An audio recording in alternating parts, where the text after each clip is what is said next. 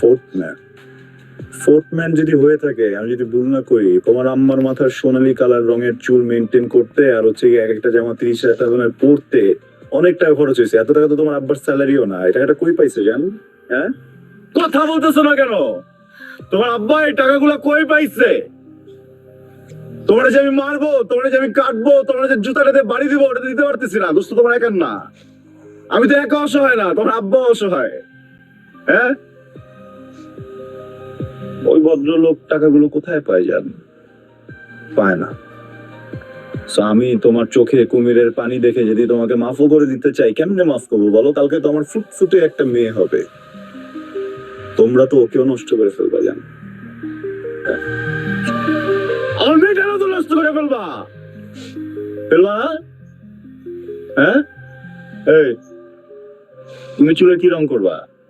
গোলাপি, সবুজ, বলো। আমার বাচ্চা কাচ্চা তুমি বেশি দিব না জান, বুঝছো?